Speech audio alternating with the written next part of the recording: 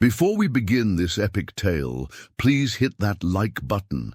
If you enjoy Viking stories, subscribe to our channel for more legendary adventures, and comment below with your location. We love seeing where our viewers are watching from around the world. The bitter winds of the dying winter howled across the fjords of Nordfjell, carrying with them the scent of melting snow and the promise of spring that seemed impossibly distant. Einar Ironforge pressed his weathered hands against the rough-hewn logs of his longhouse wall, feeling the structure shudder under the assault of the gale. At 32 winters old, he had survived many harsh seasons, but none had tested him quite like this one. The great famine had begun with the failed harvest of the previous autumn. The grain stores that should have lasted through the long winter months had dwindled to nothing by the time the Yule celebrations should have begun. There had been no celebrations that year, only the grim reality of rationing what little remained.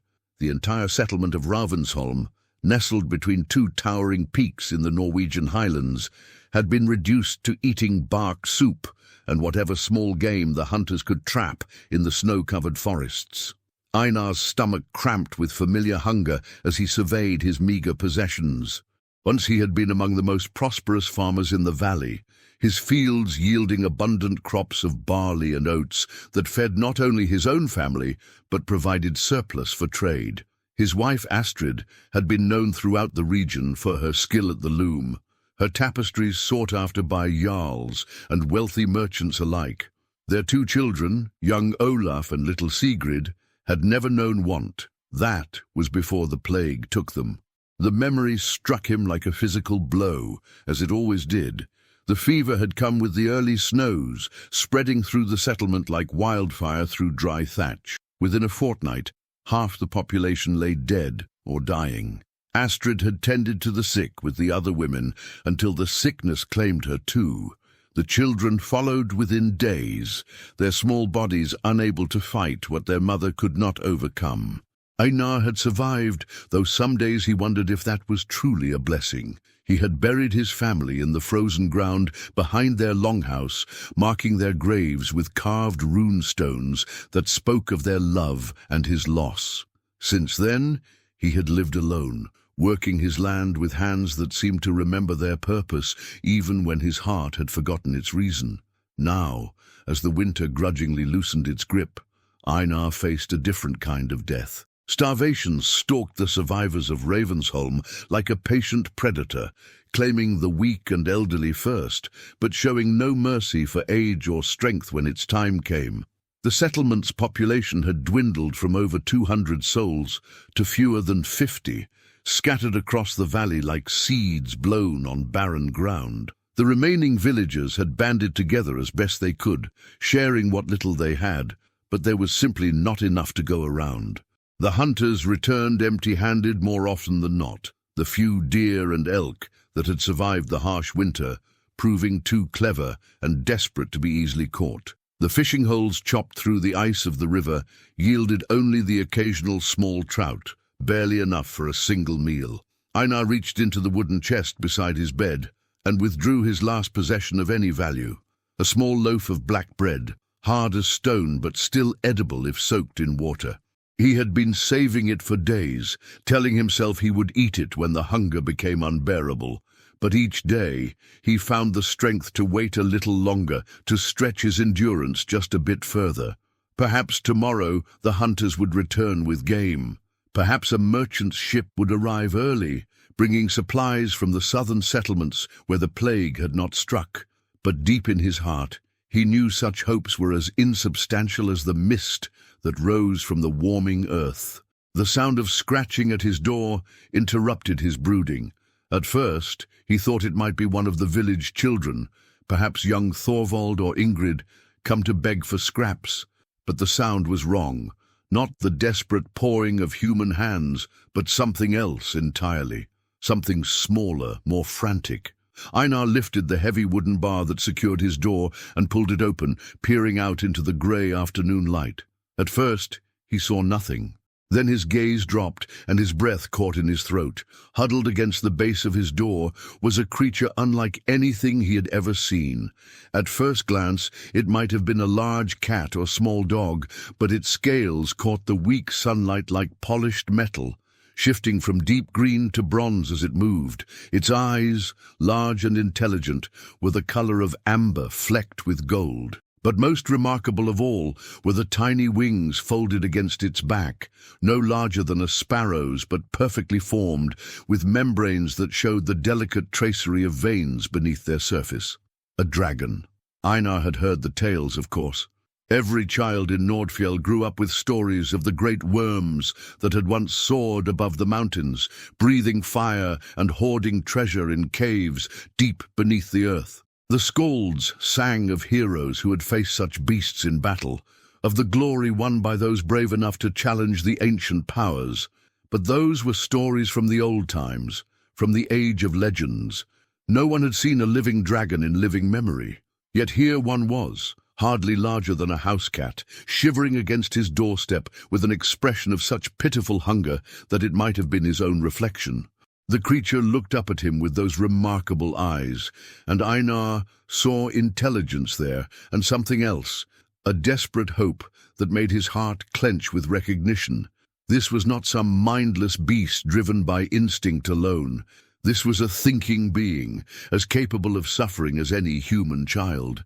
"By Thor's hammer," he whispered, kneeling slowly so as not to frighten the small dragon. "What are you doing here, little one?" The dragon, for he could think of it as nothing else, lifted its head and made a sound unlike anything Einar had ever heard. It was part chirp, part growl, and entirely heartrending. The creature was clearly starving, its scales dull with malnutrition, its sides hollow with hunger. Einar looked back at the bread in his hand, then at the dragon. The choice should have been simple. He was a man, with a man's needs and a man's right to survival. This creature, whatever it was, had no claim on his charity. In times of plenty, perhaps he might have spared a morsel. But now, when that bread might mean the difference between life and death. But as he looked into those amber eyes, he saw something that decided him. Not pleading, though the dragon was clearly desperate. Not demand, though it would have been within its nature to take by force if it could. What he saw was dignity and suffering, the same quiet endurance he had witnessed in his wife's eyes during her final days, in his children's faces as the fever consumed them. This creature was dying as they had died, with courage and grace, asking nothing but accepting whatever kindness might be offered. Without allowing himself to think further, Einar broke off a piece of the precious bread and held it out to the dragon. The creature sniffed delicately at his fingers, then took the morsel with surprising gentleness, its small teeth barely grazing his skin. It ate slowly, savoring each crumb, its eyes never leaving his face. "You're far from home, aren't you?" Einar said softly, breaking off another piece. "Separated from your clan, just as I am from mine." The dragon finished the second portion and looked up at him expectantly. But Einar found himself unable to stop. Piece by piece, he fed his entire loaf to the creature, watching color return to its scales and strength flow back into its small frame. Only when the last crumb was gone did he fully realize what he had done. He had just given away his last food to a creature that, by all rights, should not even exist. As if sensing his thoughts, the dragon pressed its warm body against his hand, the sensation surprisingly comforting.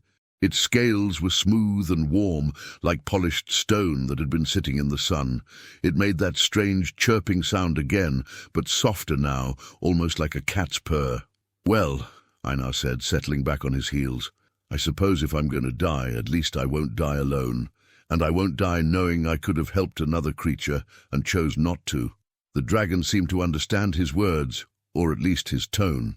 It climbed into his lap with surprising agility, its claws careful not to pierce his clothing.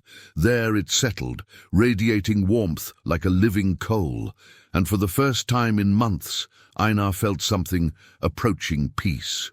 The afternoon wore on, the weak spring sun beginning its descent toward the western peaks. Einar sat in his doorway with his unlikely companion, feeling the gnawing emptiness in his belly but finding it somehow easier to bear with the small dragon's warmth against his chest.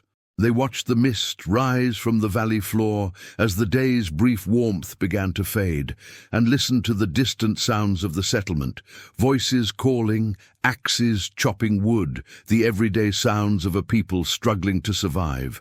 As the sun touched the horizon, painting the sky in shades of orange and gold, the dragon stirred in his lap. It lifted its head and looked toward the darkening sky, its amber eyes reflecting the dying light. Then, without warning, it spread its tiny wings and launched itself into the air. Einar watched in amazement as the creature that had seemed so fragile and helpless revealed its true nature. Despite its small size, it flew with grace and power, its wings beating in a rhythm that seemed to pulse in harmony with his own heartbeat. It circled once above his head, called out in that strange musical voice, and then disappeared into the gathering darkness. "Farewell, little friend," Einar whispered to the empty sky. "May you find what you're looking for." He remained sitting in his doorway long after the dragon had vanished, unwilling to face the cold emptiness of his house. The stars began to appear one by one in the clear sky, and still he sat, remembering the warmth of the small creature and wondering if he had dreamed the entire encounter. Eventually, the cold drove him inside. He barred his door, banked his fire, and lay down on his bed with a stomach that cramped and twisted with hunger. But for the first time since his family's death, he felt no regret. Whatever tomorrow might bring, he had done something good this day. He had shown kindness to a creature that needed it, and in doing so had perhaps found a small piece of his own humanity again. Sleep came easier than it had in months, and his dreams were filled not with images of loss and sorrow, but with the memory of amber eyes and the warmth of scaled skin against his palm. Outside, the wind continued to howl across the fjords, but it seemed somehow less harsh than before, as if the very air had been touched by the brief magic of an impossible encounter between a lonely man and a creature from legend. The night deepened, stars wheeled in their ancient patterns, and in the settlement of Ravensholm, 53 souls fought to survive until morning. Most would succeed, as they had for so many nights before, but for one of them, this night would be different in ways he could not yet imagine. For dragons, as Einar would soon learn, never forget a kindness. Dawn broke grey and cold over Ravensholm, with no hint of the transformation that was about to shake the settlement to its very foundations. Einar woke slowly, his body protesting the movement as hunger and cold fought for dominance in his consciousness. The fire in his hearth had died to mere embers during the night, and frost covered the single window of his longhouse like delicate lacework. He lay still for several minutes, gathering the strength to face another day of survival. The encounter with the small dragon seemed distant now, almost dreamlike in the harsh reality of morning. Had it truly happened, or had hunger finally begun to affect his mind, as it did some of the others in the settlement? Old Grim had been seen talking to his dead wife for weeks now, and the widow Helga claimed to see her children playing in the snow outside her house each evening at sunset. But as Einar swung his legs over the side of his bed, his foot struck something that had not been there the night before. He looked down and froze, his breath catching in his throat. Scattered across the floor of his longhouse were objects that gleamed even in the dim morning light. Gold coins, their surfaces unmarked by age or wear, caught what little illumination filtered through the frost-covered window. Precious stones, emeralds, rubies, sapphires, lay among them like drops of colored fire. Silver arm rings and torques of masterful craftsmanship were arranged in careful patterns, while weapons of clearly superior make rested against his walls, as if placed there by unseen hands. At the center of this impossible treasure trove lay something that made Einar's knees weak with recognition, a scroll of the finest parchment, sealed with wax, that bore the impression of a dragon's claw. But more precious than gold or gems, stacked beside the scroll in neat piles, were wheels of cheese, smoked fish, dried meat, and sacks of grain that would feed him for months. With trembling hands, Einar broke the wax seal and unrolled the parchment. The writing upon it was in runes, but not any that he recognized from the common tongue. These symbols seemed to flow and shift as he looked at them, until suddenly, as if a veil had been lifted from his eyes, their meaning became clear. To the human who showed kindness to my youngest child, when none was expected or deserved, your generosity in the face of your own need has been witnessed and will not be forgotten. Accept this gift not as payment, for kindness cannot be purchased, but as recognition that the bonds between creatures of honor transcend the barriers of species. You fed my child when you yourself were starving. Now let no one in your settlement know hunger again. The debt is acknowledged, the friendship is offered. The choice, as always, remains yours. Valdris, mother of the northern Eyrie. The scroll crumbled to ash as he finished reading, leaving no trace of its existence save the memory burned into his mind. Einar sank to his knees among the treasure, overwhelmed by the magnitude of what lay before him. This was not merely wealth, this was salvation, not just for himself but for everyone in Ravensholm who had survived the plague and the famine. A sound outside his door made him look up. Voices growing closer, tinged with the excitement of discovery. Through his frosted window, he could see figures moving in the early morning light, and as their words became clearer, his amazement deepened. "The nets are full," someone was shouting. "The fish have returned to the river. The traps in the forest, every one of them holds game," came another voice. "Fresh meat for everyone, enough to feast like jarls." Einar rose on unsteady legs and moved to his window, scraping away the frost with his fingernail. What he saw defied belief. The settlement was alive with activity as people emerged from their houses carrying nets heavy with silver fish, their faces bright with joy and disbelief. Hunters were returning from the forest with game animals slung over their shoulders. Deer, elk, even a massive elk that would have taken a dozen men to bring down under normal circumstances. But it was not merely the abundance that struck him speechless. It was the way the animals moved, or rather the way they didn't move. The deer walked calmly beside their hunters, as if participating willingly in their own fate. The fish in the nets showed no signs of struggle, their eyes holding the same intelligent acceptance he had seen in the small dragon's gaze. A heavy knock at his door interrupted his observations. "Einar!" called a familiar voice. "Einar Ironforge, are you well? The gods have blessed us this day, and we must share the bounty." It was Ragnar Bloodaxe, the settlement's unofficial leader since the death of their jarl in the plague. A bear of a man with iron-grey hair and scars that spoke of countless battles. Ragnar had held the surviving community together through sheer force of will and the respect earned by a lifetime of honorable conduct. Einar quickly gathered his cloak and threw it over the treasure scattered across his floor, then lifted the bar from his door. Ragnar stood outside with 3 other men, all of them carrying more fresh meat than the settlement had seen in months. "You must come and see this wonder," Ragnar said, his usually stern face split by an uncharacteristic grin. "Every trap is full, every net groans with fish. It's as if the spirits of the land have decided to favor us at last." I will come," Einar managed, pulling his door closed firmly behind him. "Give me a moment to gather myself." As they walked toward the settlement center, Einar listened to the excited chatter of his neighbors with growing amazement. Not only had the hunters and fishermen been blessed with unprecedented success, but other miracles had occurred as well. Ingrid's sick child, who had been wasting away with fever, had awakened completely healed. The well that had been running dry was now flowing with clear, sweet water. Even the weather seemed to have changed. The bitter wind had calmed to a gentle breeze that carried the scent of spring flowers instead of winter's dying breath. The settlement's main hall, usually empty except for the most formal gatherings, was filled to capacity as the entire surviving population came together to witness what could only be described as divine intervention.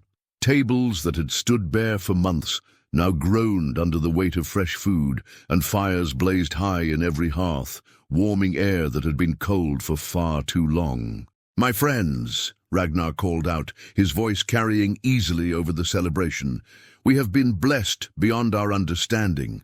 Whether by Odin's favor, Freya's bounty, or forces we do not comprehend, we have been given a gift that will see us through to the next harvest and beyond." Cheers erupted from the assembled crowd, but Einar found himself unable to join in the celebration. His mind was reeling with the implications of what he had witnessed, what he had read in that impossible scroll. The Dragon Mother's gift had been far more comprehensive than he had imagined.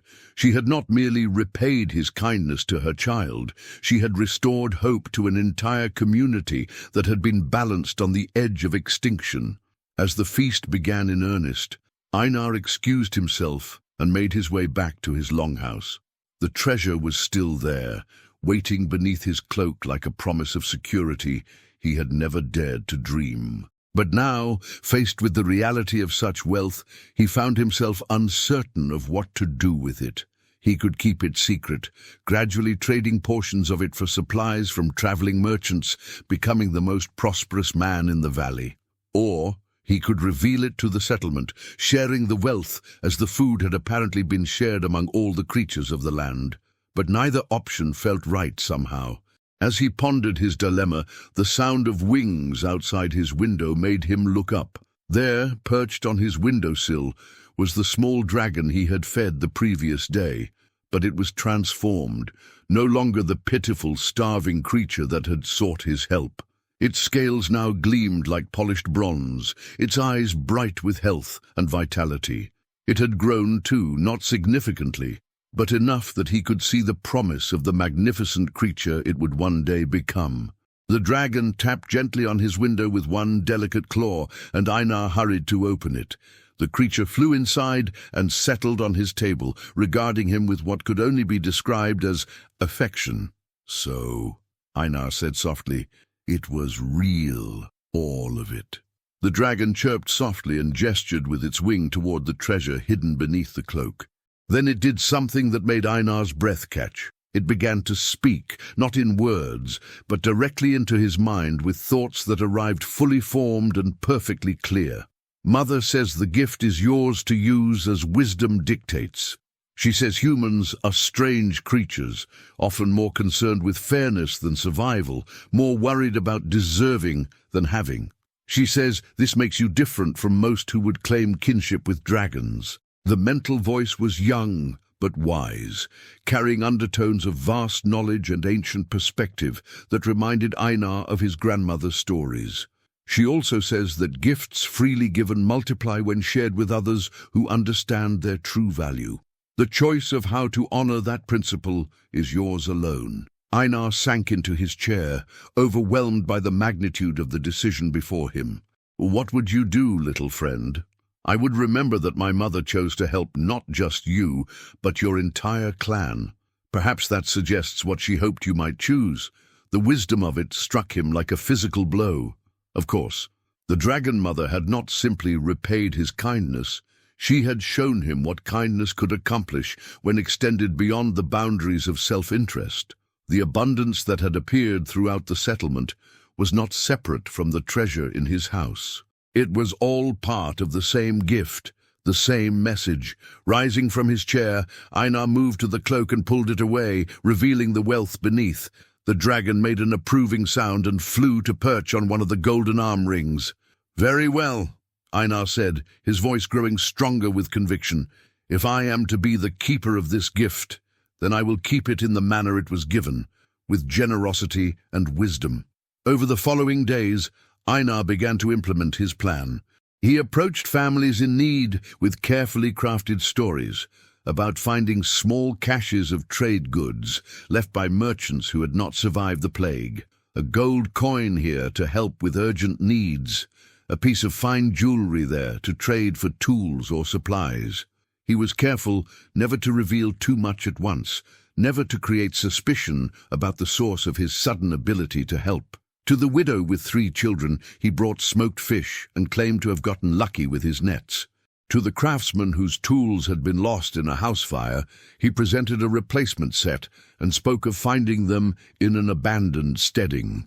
Each gift was accompanied by a plausible explanation, each act of generosity disguised as either good fortune or the kind of mutual aid that had always been the backbone of their community. The small dragon became his constant companion during these endeavors, though it remained invisible to everyone except Einar himself. It would perch on his shoulder as he made his rounds, offering guidance through their strange mental connection, helping him understand which families needed help most desperately and which forms of assistance would be most beneficial.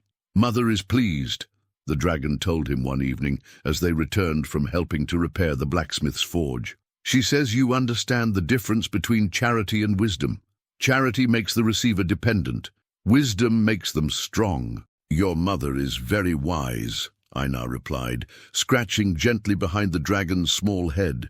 "But I wonder, why me? Surely there were others in the settlement who might have helped your child if they had encountered it." "Perhaps," the dragon agreed. "But you did help, without knowing what I was or whether there would be any reward. Mother says that kind of selflessness is rarer than the rarest gem. It must be recognized and honored, or it disappears from the world entirely." As the weeks passed, and spring truly began to assert itself over the mountain valley, the settlement of Ravensholm transformed. The abundance that had appeared with such miraculous timing gradually became sustainable prosperity as the community adapted to their changed circumstances. Gardens were planted with seeds that seemed to grow faster and stronger than any in memory. Livestock that had survived the winter began producing milk and laying eggs in quantities that exceeded anything the herders had seen before. But more important than the material improvements was the change in the people themselves. The despair that had hung over the settlement like a shroud was replaced by hope, by planning for the future, by the kind of community spirit that had always characterized the Norse people at their best. Children who had been listless with hunger began to play again.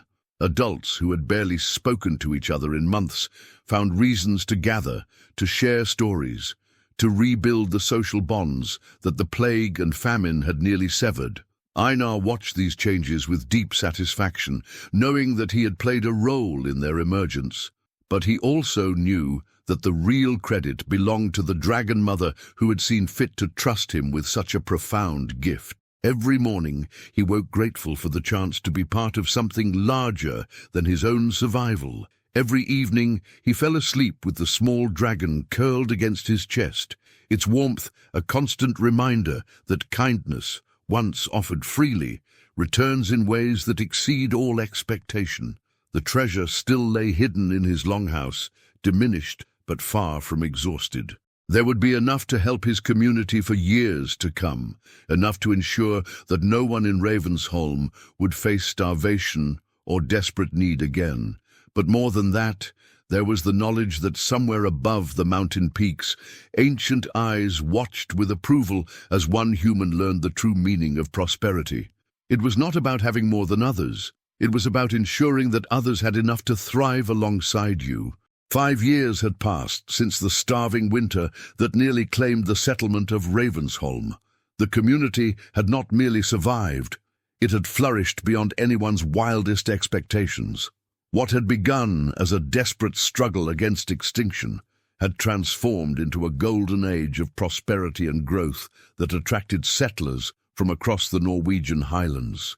Einar Ironforge, now recognized as one of the settlement's most respected leaders, stood on the newly constructed watchtower overlooking the expanded village. Where once fewer than 50 souls had clung to life, now over 300 people called Ravensholm home. The harbour bustled with merchant ships bringing goods from distant lands, while the surrounding hills had been transformed into productive farmland that yielded harvests legendary throughout the region. But the most remarkable change was not visible to casual observers.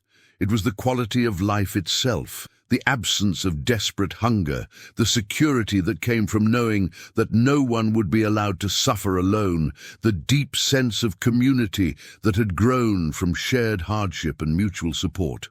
perched on Einar's shoulder, now grown to the size of a large cat, but still possessed of the same gentle nature, was his companion from that fateful day.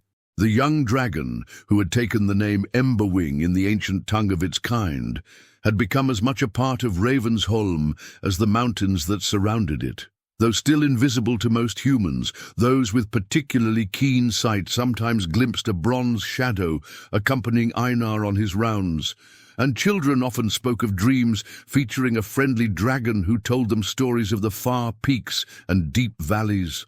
"She comes today," Emberwing spoke into his mind, the mental voice now mature and resonant with the wisdom of its kind. "Mother wishes to see what has grown from the seed she planted." Einar nodded, unsurprised.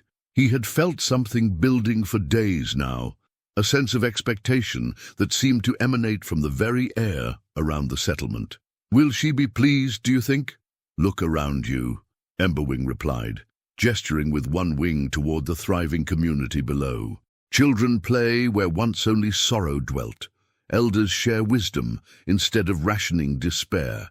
The young plan futures instead of merely hoping to survive another day." How could she be anything but pleased? As the sun reached its zenith, casting sharp shadows across the mountain peaks, a darkness began to gather in the northern sky. But this was not the darkness of storm clouds or approaching night. This was something far more magnificent, the shadow of wings so vast they could eclipse the sun itself. The great dragon descended slowly, her movement graceful despite her immense size. Her scales were the deep bronze of autumn leaves, shot through with veins of gold that caught the sunlight and threw it back in brilliant cascades. Her eyes, ancient beyond measure and wise beyond mortal understanding, surveyed the settlement with an expression of profound satisfaction. She alighted on the plateau above Ravensholm with surprising delicacy, folding wings that could have sheltered the entire village beneath their span. Her presence was felt by every living creature in the valley. Horses whinnied softly in recognition, birds fell silent in respectful acknowledgement, and even the wind seemed to quiet in deference to her majesty. "Go," Emberwing urged gently. "She waits for you." Einar made his way up the mountain path he had walked countless times in the years since that first extraordinary encounter. But this time was different. This time he climbed not as a desperate man clinging to life, but as someone who had learned to be worthy of the trust placed in him. Valdris, mother of the Northern Eyrie, watched his approach with eyes that held the depth of centuries. When he was close enough to feel the warmth radiating from her massive form, she lowered her great head in a gesture that was unmistakably one of greeting between equals. Einar Ironforge. Her mental voice was like the sound of wind through deep valleys, ancient and powerful yet somehow infinitely gentle, the one who showed kindness to my youngest child. "Great Mother," Einar replied aloud, knowing she would understand regardless of how he chose to communicate. "Your gift has transformed not just my life, but the lives of everyone in this valley. We are forever in your debt." "There is no debt," she replied, and he could sense her amusement at the very notion. "What you have accomplished here was done through your own wisdom and compassion. The treasure was merely a tool. How it was used was entirely your choice." She raised her head and gazed out over the settlement, taking in every detail of what it had become. "You chose well, better than I had dared hope." "I had a good teacher," Einar said, glancing at Emberwing, who had flown up to perch on his shoulder. "Your child showed me that kindness given freely multiplies beyond all expectation." "Yes," Valdris agreed, and her mental voice carried notes of maternal pride. "Emberwing has grown wise in your company. The bond between you has shaped you both in ways that honor the ancient covenants between our kinds." The dragon mother's attention turned to her offspring, and for a moment the communication between them was too rapid and complex for Einar to follow. But he caught glimpses of their mental conversation, approval for choices made, wisdom for challenges yet to come, and above all a deep love that transcended the barriers between species. "I have come to make an offer," Valdris said, including Einar in their communication once again. "The old ways are returning to the world. Magic stirs in the depths of the earth and in the heights of the sky. Humanity will need guides in the times ahead, beings who understand both the power of ancient knowledge and the wisdom of modern compassion. She turned her great golden eyes fully upon him, and Einar felt the weight of destiny settling around him like a mantle. Would you accept the role of intermediary between our peoples, to be a bridge between the world that was and the world that is becoming? The magnitude of what she was offering struck him speechless for a moment. To serve as a link between dragons and humans, to help guide his species through whatever changes were coming, it was both an incredible honor and an enormous responsibility. Think carefully, Valdris counseled. The choice once made cannot be easily undone. Your life would be longer than that of ordinary humans, but it would also be more complex, filled with challenges that few of your kind could imagine. Einar looked down at the settlement he had helped to build, at the people who had learned to trust in kindness over selfishness, in community over isolation. Then he looked at Emberwing, the small dragon who had become his closest friend and truest companion. "If I accept," he said slowly, "will I still be able to care for the people of Ravensholm?" "For as long as they have need of you," Valdris assured him. "But your influence would extend far beyond one settlement, far beyond one generation. You would help to shape the relationship between dragons and humans for centuries to come." The weight of the decision was enormous, but as Einar considered it, he realized that his choice had been made the moment he first offered bread to a starving dragon pup. Every act of kindness since then had been leading to this moment, this opportunity to extend compassion on a scale he had never imagined possible. "I accept," he said, his voice steady with conviction. "If you believe I am worthy of such trust, then I will do everything in my power to prove that belief justified." Valdris inclined her massive head in acknowledgement, and something fundamental shifted in the world around them. Einar felt it as a tingling in his blood, a sharpening of his senses, a sudden awareness of currents of power that flowed through the earth and air like invisible rivers. "It is done," the Dragon Mother said. "The compact is sealed. Welcome to the Brotherhood of the Bridge, Einar Ironforge. May your wisdom grow with your years, and may your compassion never falter."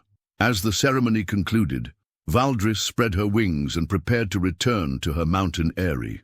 But before she departed, she left one final gift, a small, perfectly round stone that pulsed with inner fire. "When the time comes that you need counsel or aid, hold this stone to your heart and call my name.